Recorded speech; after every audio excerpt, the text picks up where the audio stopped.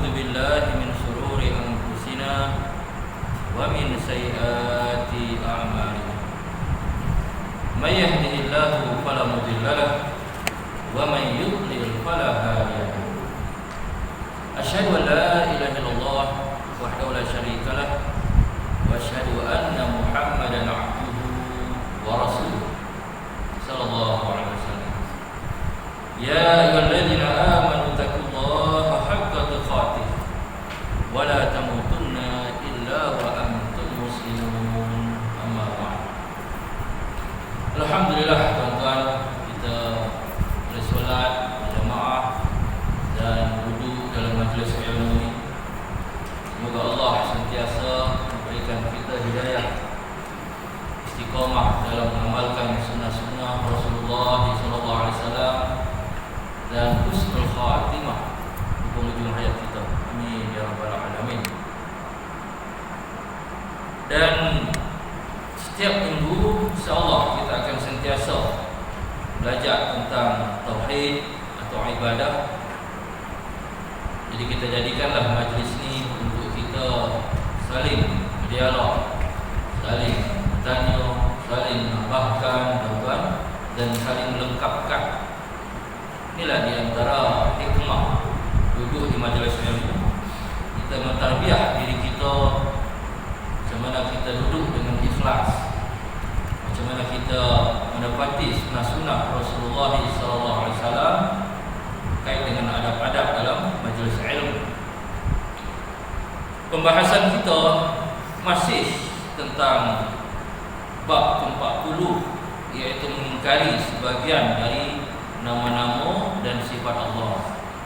Hanya kita khususkan tajuk malam ni masih lagi pakai pada bab tu, iaitu manhaj ahli sunnah dalam memahami nama dan sifat Allah. Kenapa saya khususkan tajuk ni tuan-tuan?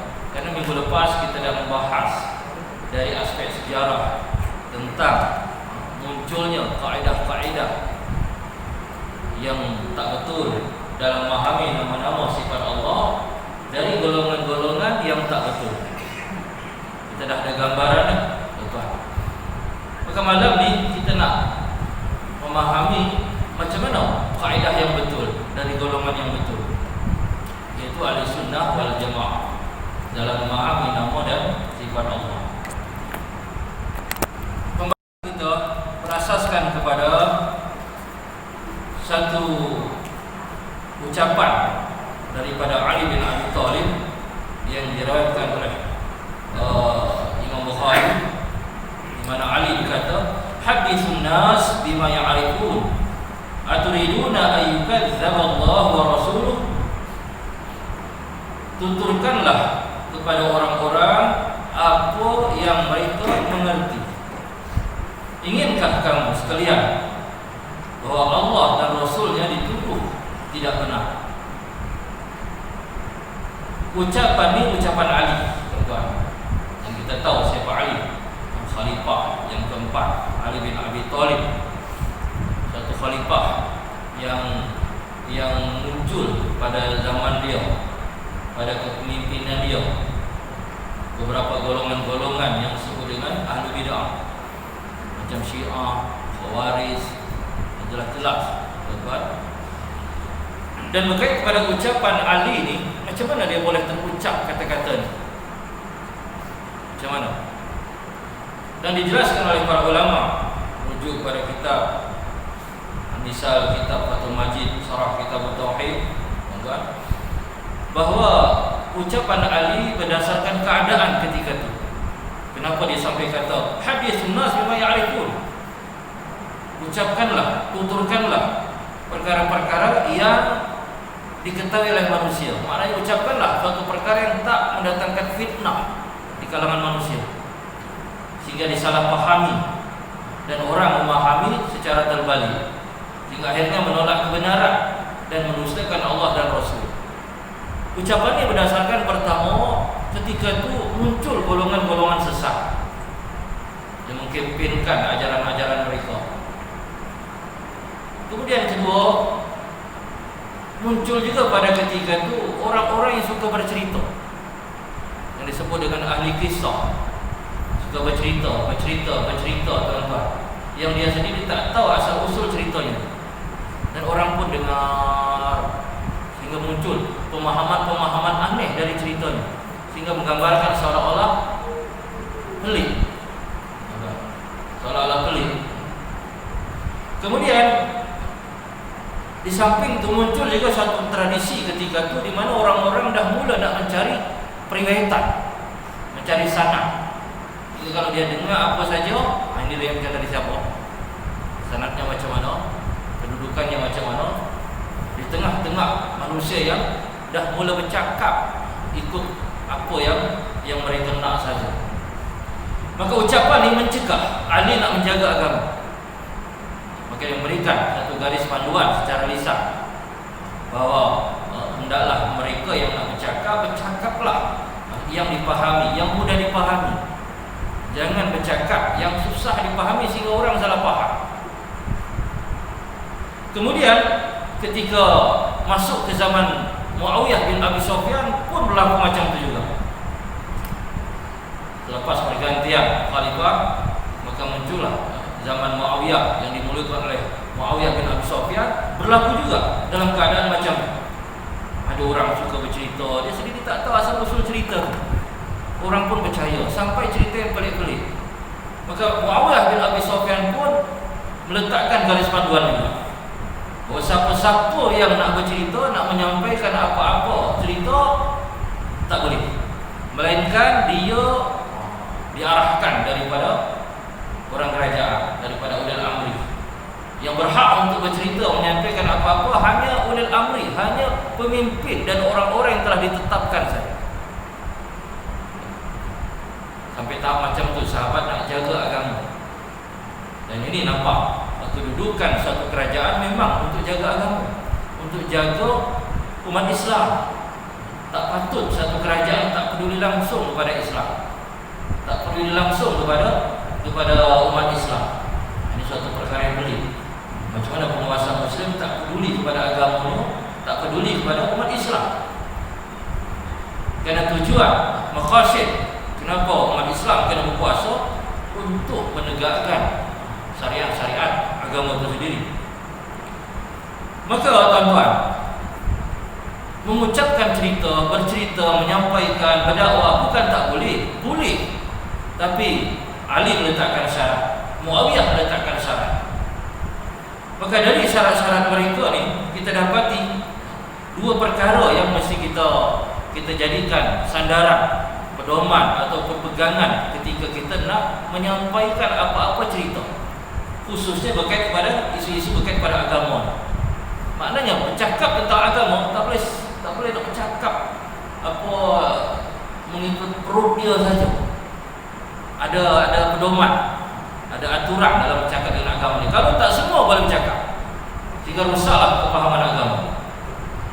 Maka apa yang boleh dijadikan panduan dalam menyampaikan cerita, dalam menyampaikan apa hal-hal berkait kepada isu agama ni? Pertama, tuan-tuan, hendaklah seseorang yang menyampaikan apa-apa isu agama, cerita ni memahami manhaj yang benar dalam beragama. Sebagai Ahlussunnah wal Jamaah, manhaj Ahlussunnah, manhaj umat Islam dalam beragama, secara khususnya dalam memahami nama-nama dan sifat Allah, itu ada. Apa itu manhaj? Sebelum kita membahas tentang pentingnya manhaj, apa itu manhaj? Manhaj ni maknanya, kata Ibnu Abbas, jalan atau sunnah, ataupun boleh juga dipahami kaidah dalam memahami tauhid, jalan dalam memahami tauhid, jalan dalam memahami syariat, kaidah dalam memahami syariat, jalan dalam memahami akhlak, jalan dalam membangun pendidikan, jalan dalam membangun ekonomi. Manhaj dia luas. Bahkan dalam setiap aspek kehidupan kena berdasarkan manhaj. Dan munculnya golongan-golongan sesat disebabkan salah manhaj. Jangan kata mereka tak berpegang pada Quran, justru mereka merujuk pada Quran. Macam Khawarij, dikafirkan semua orang yang dianggap tak menegakkan hukum Allah. Apa dalilnya? Wa man lam yahkum bima anzalallah fa ulaika humul kafirun. Macam mana mereka boleh terpesong padahal mereka menjadikan Quran sebagai dalil? Manhaj salah. Itu nak kata pentingnya manhaj. Munculnya golongan-golongan sesat dari dulu hingga hari ini. Sebabnya apa? Salah manhaj. Di sini kita penting memahami manhaj. Mana manhaj ahli sunnah, mana manhaj ahli bidah. Kalau kita dah faham manhaj ni tuan-tuan, insya-Allah walaupun kita tak mengaji sampai 30 juzuk tafsir, walaupun kita tak habis Quran, kita ada gambaran nak jaga diri kita daripada terpesong, terjerumus kepada ajaran sesat. Boleh. Ini manhaj yang penting. Apa manhaj kita dalam beragama? Apa manhaj kita dalam beragama? Jawapan daripada apa yang saya tanya ni dijelaskan oleh Syekh Rabi' Al-Madkhali. Ketika dia menyampaikan dalam mukadimah kitab yang ditulis oleh Abu Hasan Al-Maghribi, kitab yang membahas tentang yang bertajuk Asy-Siraj Al-Wahhaj bi Sahihil Minhaj, kitab yang memang bahas tentang manhaj. Maka dia menguraikan apa itu manhaj. Dia kata manhaj dalam beragama adalah, manhaj kita dalam beragama sebagai umat Islam adalah seluruh ajaran Quran dan hadis-hadis Rasulullah SAW. Itu manhaj kita. Seluruh ajaran Quran dan sunnah-sunnah Rasulullah SAW. Ini manhaj. Kita memahami akidah kena merujuk pada Quran, kena merujuk pada hadis. Kita memahami syariat, kena merujuk pada Quran, merujuk pada hadis. Kita memahami akhlak, tasawuf, kena merujuk pada Quran dan hadis, cara Nabi. Jika didapati cara-cara ataupun kepahaman di luar daripada firman Allah dan Rasulullah, maka itu bukan ajaran Ahlussunnah wal Jamaah. Bagaimana Allah kata juga dalam surah An-Nisa ayat 59, A'udzubillahi minasyaitonir rajim, ya ayyuhalladzina amanu atiiullaha wa atiiur rasul wa ulil amri minkum. Dalam ayat ini tuan-tuan, kita diperintahkan oleh Allah untuk taat kepada Allah, taat kepada Rasul. Maknanya kena berpegang kepada Quran dan hadis-hadis Rasulullah SAW. Sama dengan ayat Allah dalam surah Al-Baqarah ayat 208, ya ayyuhalladzina amanu dukhulu fi silmi kafah. Wahai orang-orang yang beriman, masuklah kepada agama Islam secara kafah, secara seluruh. Secara meluruhnya apa yang ada dalam Quran dan hadis. Ini manhaj kita. Maknanya apa yang kita terima, apa yang kita baca, apa yang kita dengar, kita kena ambil jika ada keterangan daripada Quran dan hadis. Kemudian termasuk juga manhaj adalah kepahaman para sahabat. Kepahaman para sahabat. Karena di antara penyebab munculnya golongan-golongan sesat, tuan-tuan, mereka juga berpegang pada Quran dan hadis, tapi kepahaman salah. Kepahaman mereka tak merujuk pada sahabat. Kepahaman mereka merujuk kepada mazhab. Macam Khawarij. Sahabat masih ada lagi tak ketika munculnya Khawarij? Masih banyak para sahabat. Tapi nak memahami surah Al-Maidah ayat 44 ni, wa man lam yahkum bima anzalallah fa ulaika humul kafirun, dia ikut ulama dia, ikut mazhab dia. Pada para sahabat masih banyak. Tu yang kata Allah dalam surah An-Nisa, wa may yattabi' ghaira sabilil mu'minin, sesiapa yang berjalan, siapa yang berjalan, wa may yattabi', siapa yang mengikuti jalan yang bukan jalan orang-orang beriman. Siapa mereka? Para sahabat. Maka dia sesat. Wa may yattabi' ghaira sabilil mu'minin nuwallihi, kita akan sesatkan dia dengan kesesatannya.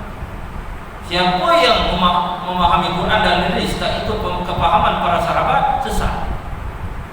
Contoh Khawarij tadi tuan-tuan. Dia tengok Quran, dia tengok sahabat, dia tengok hadis, dia tak tengok kepahaman para sahabat, dia ikut ulama dia. Maka tradisi Ahlul Bid'ah memang macam ni dari dulu hingga hari ini. Tak ta'assub kepada ulama. Ahlussunnah wal Jamaah tak ta'assub kepada ulama. Justru dia belajar dan ambil pandangan dari ulama. Hanya pandangan-pandangan dari ulama yang mereka ambil, yaitu pandangan yang sejalan dengan Quran dan hadis, ikut kepahaman para sahabat. Jelas manhaj tuan-tuan, manhaj.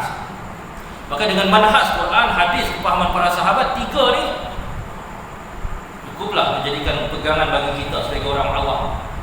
Kita orang awam ni tuan-tuan, dalam usia yang macam kita ni, nak hafal Quran mungkin tak ada, nak baca 30 juz tafsir tak ada.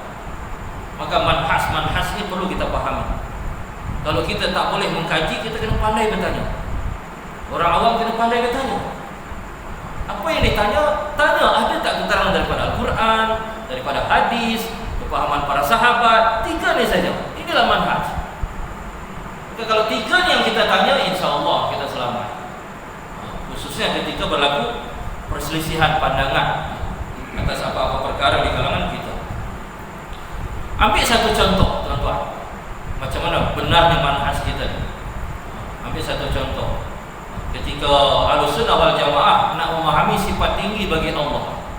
Apa sifat tinggi bagi Allah? Sifat tinggi bagi Allah iaitu sifat tinggi zat dia. Zat Allah tu tinggi. Di samping zatnya, sifat tinggi bagi Allah juga kesempurnaan sifat dia tu maknanya. Sifat tinggi bagi Allah maknanya sifat yang sempurna. Termasuk juga kekuasaan dia, kesempurnaan kekuasaan dia. Macam mana kita nak memahami? Allah kata dalam surah Ar-Rahman, kita ambil Al-Quran dalam surah Ar-Rahman, Taha ayat 5. Ar-Rahman 'alal 'arsy istawa. Allah Ar-Rahman tinggi di atas arsy. Kenapa diartikan tinggi di atas arsy? Soal apa yang menunjukkan isyarat sebagai zatnya di atas arsy? Memang zatnya di atas arsy. Allah juga jelaskan dalam surah Al-An'am ayat 18, wa huwal qahiru fawqa ibadihi. Dia berkuasa di atas seluruh hamba-hambanya. Maknanya memang zatnya tinggi di atas arsy. Tak boleh nak nafikan bahawa zatnya tinggi di atas arsy. Kalau macam itu, macam mana sifatnya? Allah pun jelaskan juga berkait kepada zat tentang sifatnya. Allah jelaskan dalam surah Al-Hadid ayat 4. Selepas Allah kata, "Wallazi khalaqas samawati wal ardi fi sittati ayyam, tsumma istawa 'alal 'arsy." Dialah menciptakan langit dan bumi dalam 6 masa. Kemudian dia tinggi, berada tinggi di atas arsy. Allah sebut lagi. Dan di penghujung ayat ni, tuan-tuan boleh buka Al-Quran, apa Allah kata? "Wa huwa ma'akum aina ma kuntum." Dan Allah bersama kamu di mana kamu berada. Ketika Allah kata Allah bersama kamu, Allah menjelaskan sifat dia. Allah di atas langit zatnya, tapi ilmu dan kuasanya bersama kita di mana saja. Jelas tuan-tuan, di mana zat, macam mana sifat. Allah sendiri dah kata dah. Oh, tak boleh mengatakan Allah di atas langit kerana ini berunsur jisim, berunsur arah, jadi seolah-olah sama dengan makhluk. Tak. Allah suruh kita menetapkan apa yang ditetapkan. Dalam surah Al-Ahzab ayat 36, Allah suruh kita tetapkan apa yang Allah tetapkan. Wa ma kana lil mu'minin wa la mu'minatin idza qada Allahu wa rasuluhu amran ay yakuna lahumul khiyaratu min amrihim. Tak patut seorang mukmin dan mukminah kalau Allah dah tetapkan ketetapannya, kamu ambil ketetapan lain. Allah dah tetapkan dia di atas arsy, ikut. Tapi kalau kita kata di atas arsy, nanti menyerupai seolah-olah macam makhluk di atas bumi. Tak. Allah pun dah kata dah bahawa sifat dia itu, dia sendiri tak sama dengan mana-mana makhluk. Laisa kamitslihi syai' wa huwas samiul basir. Kata Allah dalam surah ayat 11. Walam yakul lahu kufuwan ahad dalam surah Al-Ikhlas. Allah dah jelaskan semua. Ketika Allah tetapkan sifat dia, Allah pun bagi kaedah dia tak sama sifat itu dengan makhluk. Macam mana kita masih berfikir lagi tak boleh nanti sama dengan makhluk? Allah dah kata tak sama. Kenapa nak kata sama lagi? Nampak tak kukuhnya penjelasan Allah Subhanahu Wa Taala. Kemudian didapati penjelasan Rasulullah pun macam tu juga. Sama. Sebagaimana Nabi kata dalam hadis yang diriwayatkan oleh Abu Daud, Rabbuna Allahu alladzi fis sama. Tuhan kita Allah yang di langit. Sama tuan. Macam mana sifatnya? Allah kata juga, Nabi kata juga, wal arsyu fawqa dzalika wallahu fawqa al-'arsy wa ya'lamu kulla shay'in fi asfalil ardh wa ya'lamu ma antum 'alaihi wa huwa ya'lamu ma antum 'alaihi. Maknanya apa? Arsy di atas langit itu semua, dan Allah di atas arsy, dan Dia mengetahui apa yang kamu lakukan. Wa ya'lamu ma antum 'alaihi. Ayat kama qala Rasulullah sallallahu alaihi wasallam. Jelas sama tuan-tuan, nampak? Oh, tak boleh mengatakan Allah di langit. Kerana Nabi kata apa, dan didapati juga di antara ucapan-ucapan para sahabat ulama bahawa Allah ni ada tanpa tempat. Betul? Ada hadis Bukhari Muslim, di anna Allah mawjud bila makan. Sesungguhnya Allah tu ada tanpa tempat. Memang ada. Nabi kata Allah ada tanpa tempat. Tapi ketahuilah bahawa Nabi pun kata Allah di langit. Kenapa tak mau mengatakan Allah langit? Disebabkan Nabi kata Allah ada tanpa tempat. Nabi sendiri kata Allah di langit. Jadi macam mana cara memahami hadis? Digabung. Hadis yang mengatakan Allah di langit, itu kita terima. Hadis yang mengatakan Allah ada tanpa tempat pun kita terima. Apa masalah? Inilah kaedah Ahlussunnah wal Jamaah. Bahawa Allah SWT menciptakan aras, bukan dia perlu kepada aras sebagai tempat. Tak. Nabi dah kata dia ada tanpa tempat. Ini kita jadikan dalil. Jadi Allah mawjud bila makan. Allah ada tanpa tempat. Maknanya Allah tak perlu tempat. Kalau macam itu, kenapa dia ciptakan aras? Dia nak tunjuk kuasa dia. Dia hanya nak tunjukkan kuasa dia kepada hamba-hambanya. Jika kalau kita dah tengok kuasa dia, baru kita sedar siapa kita. Siapa dia yang maha besar, dan kita sangat kecil di hadapan Allah Subhanahu Wa Taala. Baik, yang ketiga, manhaj yang ketiga, sahabat. Sahabat pun kata macam tu juga. Kita ambil contoh ucapan Ibnu Abbas dalam kitab Al-Ulum di Al-Ghaffar.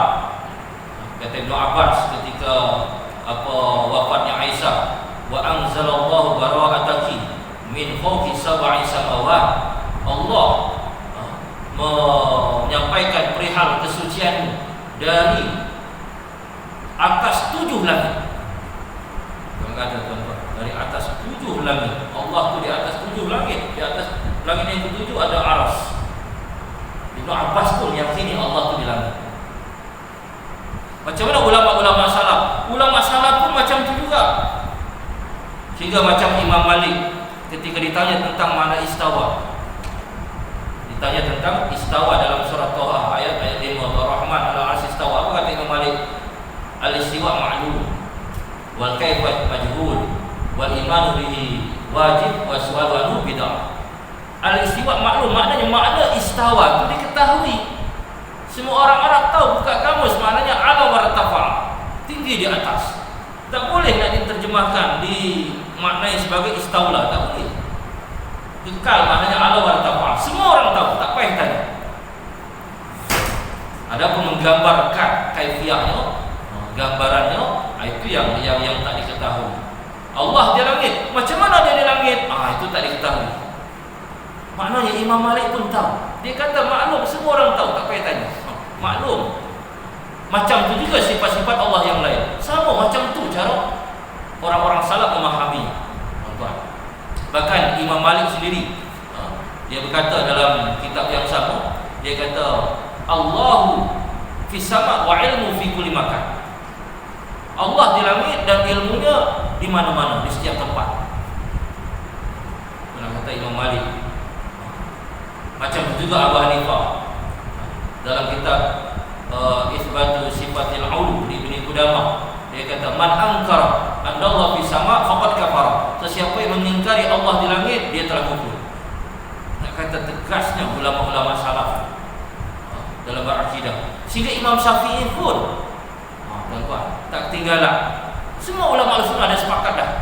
Imam Syafi'i kata wa anna Allah fis sama, wa anna Allah 'alal 'arsy Sesungguhnya Allah di atas aras, di atas langit-langitnya. Imam Syafi'i juga kata macam itu dalam kitab Al-Ulum dan Al-Ghafar. Memang ada ucapan Imam Syafi'i yang ditulis dalam kitab Ittihabus Sadatul Muttaqin. Dia kata, wa innahu ta'ala kana wala makana. Sesungguhnya Allah tu ada tanpa tempat. Ini yang dijadikan oleh pengikut Asy'ariyah, tak mau mengatakan Allah langit. Tengok Imam Syafi'i sendiri kata Allah ada tak bertempat. Kalau mengatakan Allah di langit, maknanya Allah bertempat. Macam mana? Macam mana? Ternyata Imam Syafi'i mengatakan Allah pun di atas aras, di atas langit-langit ni. Jadi macam mana ni? Digabungkan. Maknanya yang dipahami oleh Imam Syafi'i macam apa yang dipahami oleh Nabi.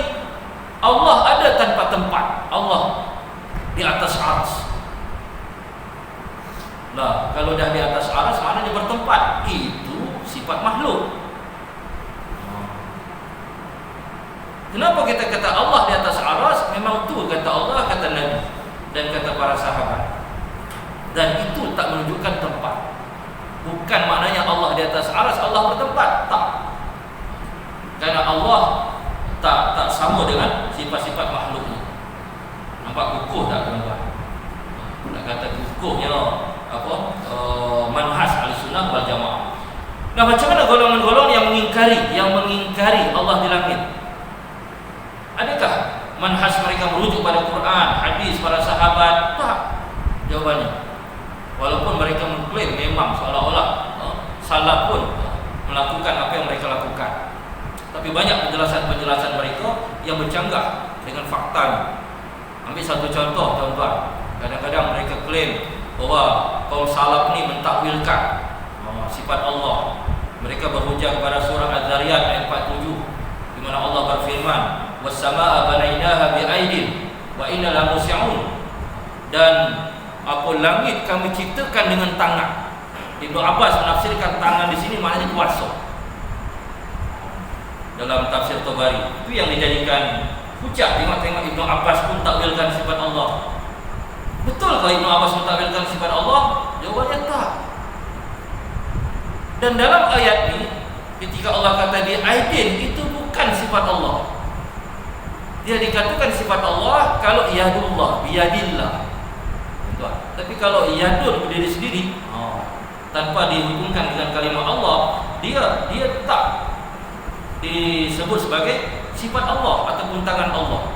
Dan orang Arab dah menjadi kaidah kepahaman bahasa mereka, kalau kata yadun berdiri sendiri, maknanya memang kuasa, tak ada kena dengan sifat. Itu kenapa Ibnu Abbas menakwilkan yadin di sini sebagai kuasa, karena dia bukan sifat Allah. Tapi dijadikan pahaman oleh sebagian Asy'ariyah bahwa itu sifat Allah. Itu mereka mengklaim. Tengok, sahabat pun mentakwilkan, merubah makna. Tak, sahabat tak merubah makna. Kadang-kadang mereka pun mengklaim bahawa kaum salaf ni mentafsirkan sifat Allah. Maknanya menyerahkan maknanya, menolak makna sifat Allah dan diserahkan kepada Allah tanpa diketahui maknanya. Itu yang disebut dengan tafwid. Mereka tuduh Imam Ahmad bin Hanbal yang mentafsirkan sifat Allah. Memang ada ucapan Ahmad bin Hanbal yang dinukilkan oleh Ibnu Qudamah bahawa ketika Ahmad bin Hanbal memahami hadis turunnya Allah tiap malam ke langit dunia, maka kata Ahmad bin Hanbal, nu'minu biha wa nusaddiquha la kaifa wala makna. Kami mengimaninya dan membenarkannya tanpa kaifa dan tanpa makna. Tanpa makna ni yang dipahami sebagai kaedah tafwid. Tu ada pandangan bahawa ulama salaf mentafwidkan sebetulnya tak, ini salah faham lagi. Tuan-tuan. Karena maksud daripada Imam Ahmad dijelaskan oleh Syekh Utsaimin dalam kitab Syarah Lum'atil I'tiqad. Dia kata la makna tanpa makna di sini maknanya tanpa makna-makna yang batil. Ucapan Ahmad bin Hanbal ditujukan kepada firqah-firqah Mu'attilah macam Mu'tazilah, Jahmiyah, tuan-tuan, yang mentakwilkan, yang merubah makna sifat Allah kepada makna yang batil. Itu disebut wala makna. Karena dalam ucapan yang lain justru Ahmad bin Hanbal pun menetapkan Allah di langit. Menetapkan Allah di langit sebagai bukti, sebagai ucapan dia dalam kitab Itsbatus Sifatil Ulu Ibnu Qudamah. Ketika Ibnu Mubarak ditanya Kaifa na'rifu rabbana? Macam mana kita nak tahu Tuhan kita? Maka ketika itu Ibn Barak kata, fis sama'i sabi'ah 'ala arsy. Di langit yang ketujuh di atas aras. Kemudian Ahmad bin Hanbal kata, hakadha huwa indana. Dan macam itulah juga keyakinan kita. Nampak tuan-tuan? Imam Ahmad yang dituduh sebagai mentakfirkan sifat Allah, ternyata dia pun mengisbatkan. Justru dia sebagai Imam Ahli Sunnah wal Jamaah. Itulah kita nak tengok ukurnya manhaj Ahli Sunnah wal Jamaah. Merujuk pada Quran, merujuk pada hadis, ucapan para sahabat, bahkan 4 imam mazhab. Maka ini satu penjelasan juga dan peringatan juga kepada saudara-saudara kita yang masih ikut Asy'ariyah, yang mereka secara fiqh ikut Imam Syafi'i. Kenapa dalam bab memahami sifat Allah tak ikut Imam Syafi'i? Ini satu pertanyaan besar. Oh, Imam Syafi'i tak menulis kitab akidah. Memang betul dia tak menulis kitab akidah, tapi penjelasan tentang akidah dia, tentang nama-nama dan sifat Allah ada. Bukan satu alasan. Oh, saya akidah tak ikut Imam Syafi'i karena Imam Syafi'i tak nulis kitab akidah, dia nulis kitab fiqh saja. Bukan satu sebab. Karena Imam Syafi'i walaupun tak nulis kitab akidah secara khusus, dia ada akidah-akidah, keyakinan-keyakinan yang dijelaskan oleh ulama-ulama lain, merujuk pada kitab-kitab lain. Contoh, ketika dia memahami nama-nama dan sifat Allah Subhanahu wa taala, macam sebagaimana pemahaman ulama-ulama Ahli Sunnah dan para sahabat. Wallahu a'lam. Dan ini juga manhaj penting dalam bercerita sama tuan-tuan. Macam kita nak bercerita nak apa, dia kena merujuk pada Quran, hadis dan ucapan-ucapan para sahabat. Kalau tak, stop cerita. Tak boleh kita menyampaikan perkara-perkara yang tak jelas. Ini yang dikhawatiri berlaku ketika Ali bin Abi Thalib jadi khalifah, termasuk juga ketika Muawiyah bin Abi Sufyan menjadi khalifah. Itu kekhawatiran. Maka dengan manhaj ni yang kita jadikan pegangan, maka kita tahu bahawa apa yang kita nak sampaikan memang dah jelas dari Quran dan hadis sahabat. Tak pasti, jangan cakap, melainkan apa yang pasti saja yang kita sampaikan kepada manusia. Macam cerita-cerita hari ini yang masuk hingga hari ini, tuan-tuan, macam cerita Nabi Yusuf dan Zulaikha. Sehingga kadang-kadang saya selalu dengar imam selalu berdoa, ya Allah, tetapkanlah, kuatkanlah cinta dua mempelai ini yang baru kahwin ini, yang baru nikah ini, sebagaimana cintanya Yusuf dan Zulaikha. Betul ke Yusuf dan Zulaikha itu bercinta? Nikah ke mereka? Itu pertanyaan. Macam mana jadi doa? Memang betul kalau kita tengok penjelasan daripada Quran dan hadis bahawa ada kisah tu antara Zulaikha dengan Nabi Yusuf. Ada kisah. Hanya kisah tu dia berakhir ketika Nabi Yusuf masuk penjara. Zulaikha nakkan Nabi Yusuf betul dengan berbagai cara, tapi Nabi Yusuf tak membalas cinta dia, dan memang tak ada perasaan apa-apa, hingga dia merelakan diri dia untuk masuk penjara. Walaupun sebetulnya dia merasa dia tak salah, tapi itu yang terbaik untuknya atas fitnah-fitnah yang berlaku. Selesai episod, tiba-tiba ada episod yang kedua. Dia kata selepas Nabi Yusuf keluar penjara, kemudian dia jadi menteri. Betul dia jadi menteri tu. Tiba-tiba dia terjumpa dengan Zulaikha yang dah buta, banyak menangis ketika Nabi Yusuf masuk penjara, sehingga banyak tangis itu menjadikan dia buta, mukanya berkerut, nampak tua. Ketika Nabi Yusuf jadi menteri, terjumpa di hadapan dia wanita, dan orang bertanya, kau tahu tak siapa perempuan ini? Maka dia menjelaskan bahawa perempuan itulah yang pernah bela dia selama 11 tahun. Maka tiba-tiba kisah konon ya tuan-tuan yang tersebar di masyarakat, Nabi Yusuf nak balas budi jasa dia, kemudian dia nikah dengan Zulaikha, dan ketika itu Zulaikha dia jadi muda balik. Macam-macam cerita episod yang ketiga. Banyak episod. Betulkah macam itu? Tuan-tuan, tak betul. Jangankan cerita, berpunca daripada nama saja dah tak betul. Betulkah namanya Zulaikha? Memang ada riwayat-riwayat dalam tafsir, macam dalam tafsir Baidawi, Baghawi, bahawa nama perempuan yang nakkan Nabi Yusuf tu yang dikenal terkenal dengan Imratul Aziz, isteri kepada pembesar Mesir ketiga tu, namanya Zulaiha. Kadang-kadang disebut juga namanya Ra'il. Termasuk juga Imam Badawi sebut. Termasuk juga Ibnu Katsir dalam kitab Bidayah sebut juga namanya Ra'il. Dan juga namanya Zulaiha ataupun Zalaiha. Tapi Ibnu Katsir kata yang zahirnya menurut pandangan dia bahawa Zulaiha tu dia gelaran bukan nama. Satu. Dan kedua menurut pandangan Syekh ni bahawa nama-nama yang disebut oleh ulama-ulama tafsir semua merujuk pada ahli kitab. Itu yang disebut dengan Israiliyah. Maknanya tak jelas, nama pun dah tak jelas. Maka cerita pun tak jelas. Termasuklah cerita perjumpaan selepas jadi menteri hingga kahwin, jadi muda balik. Ini semua termasuk cerita-cerita yang tak jelas, Israiliyat. Maka kalau disebut dengan cerita Israiliyat, maknanya cerita itu dari ahli kitab. Tuan-tuan, cerita-cerita yang tak jelas, tak pasti, tapi ditulis oleh para ulama. Macam mana sikap kita terhadap cerita Israiliyat ini?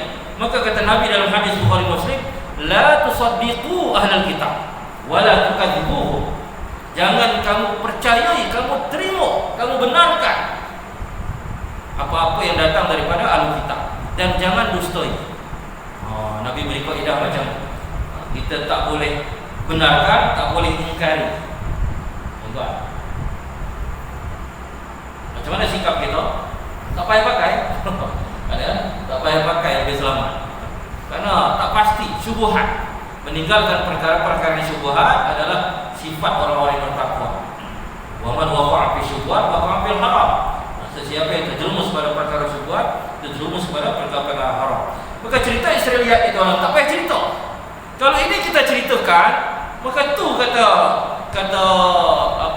Ali bin Abi Thalib, aturiduna ayyukadzdzaba Allah wa rasuluh, kamu nak ke Allah dan Rasul didustakan? Kalau cerita-cerita tentang Nabi Yusuf Zulaiha kita terima secara membuta tuli, tuan-tuan, orang akan fikir, lah kalau Yusuf lepas dia jadi menteri, dia nikah balik, jangan-jangan dulu dah ada hati dah.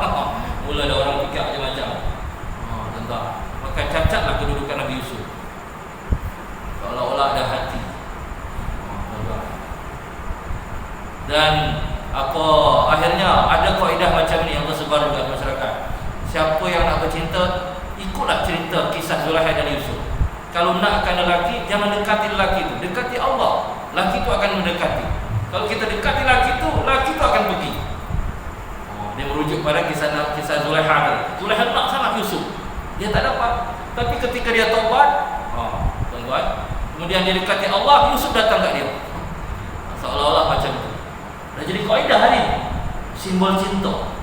Padahal ini semua kesimpulan-kesimpulan berdasarkan cerita-cerita yang tak betul.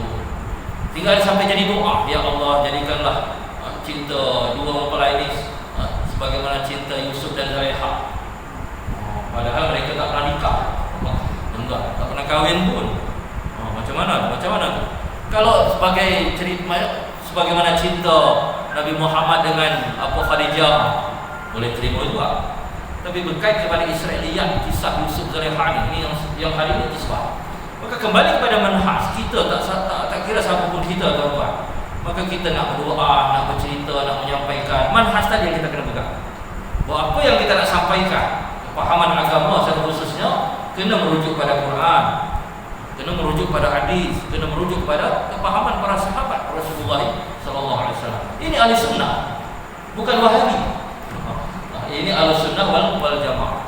Wallahu a'lam. Baik, ada tanya silakan, tuan-tuan. Adakah kita bersalah kalau kita ikut bid'ah yang mengikut Quran dan Sunnah? Macam mana? Ulangi. Buka. Pertanyaan. Adakah kita ni bersalah kalau kita ikut mazhab yang mereka mengikut Quran dan Sunnah? Adakah kita salah kalau mereka ikut mazhab? Adakah kita salah kalau kita ikut mazhab? Adakah kita mereka itu mengikut Quran dan Sunnah? Adakah kita salah kalau kita ikut mazhab padahal kita pun ikut Quran dan hadis? Baik. Ini ada dua pembahasan. Pertama, adakah kita salah ikut mazhab? Tak salah. Tuan-tuan, ikut mazhab ni maknanya ikut pandangan ulama. Macam kita bermazhab Syafi'i, maknanya kita ikut ulama-ulama mazhab Syafi'i. Tuan-tuan, itu maksud daripada bermazhab. Dan tak ada siapa yang menyalahkan dalam bermazhab. Yang menjadi isu salah dalam bab ni adalah ta'assub mazhab. Itu tuan-tuan. Bermazhab wajib. Bermazhab di mana ikut pandangan ulama. Ikut pandangan ulama wajib, Allah perintahkan. Dan ambillah pandangan yang sejalan dengan Quran dan hadis. Itu kita belajar ni. Kita mengkaji pandangan ulama dalam mazhab kita, mazhab Syafi'i. Kalau didapati pandangan itu bercanggah dengan Quran dan hadis, maka kata Allah, ambil pandangan ulama yang tak bercanggah. Ini prinsip dalam mazhab. Kemudian kita bermazhab ni salah ke padahal kita ikut Quran dan hadis? Selama kita bermazhab dan betul-betul dalam bermazhab ikut Quran dan hadis, tak salah. Hanya yang salah ni kadang-kadang lisan saja ikut Quran dan hadis, tapi secara praktikal tak. Tu nampak? Secara praktikal tak.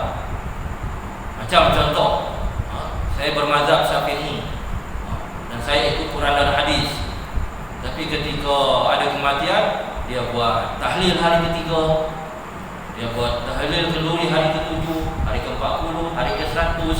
Padahal Imam Syafi'i, tuan-tuan, tak menggalakkannya. 4 imam mazhab tak mengajarkannya.